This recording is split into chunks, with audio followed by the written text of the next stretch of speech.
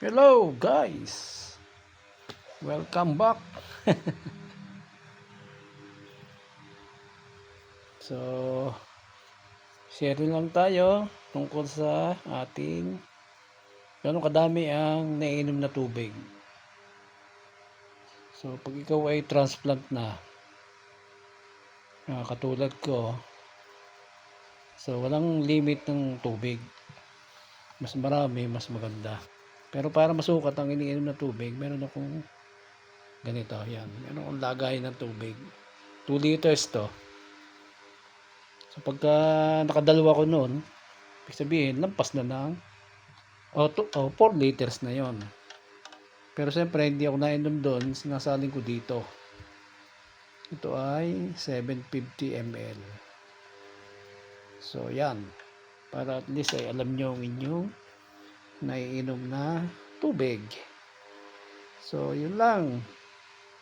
Kumbaga kabaligtaran nung nagda-dialysis na kalahating litro lang, 500 ml lang ang dapat inumin. Otherwise, pag lumampas ka, ay mahirapan ka huminga. Kasi papasok sa unang-una sa puso mo, sa baga mo, malulunod. Kaya hapuin ka. So, pag ikaw ay na-transplant na, wala nang problema doon. Pwede ka na uminom ng maraming tubig. At least 3 liters pataas. Pero siyempre, tatantyahin mo rin, titingnan mo rin kung talagang kaya mo yon. At saka, makikita naman doon sa mga lab.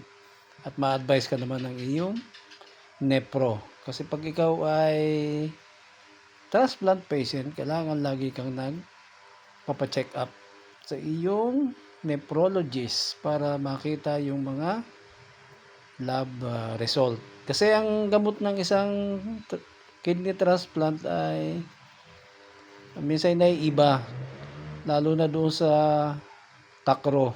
Kasi yun yung binabantayan na minsan itataas from 3 tablet magiging 4, from 4 gagawing 3, gagawing 2, depende doon sa takro level na lalabas sa iyong lab result. Ang normal na takro ay 5 to 7, pero pwede din namang mas mataas pa doon. Pero ang ideal ay 5 to 7 ang level.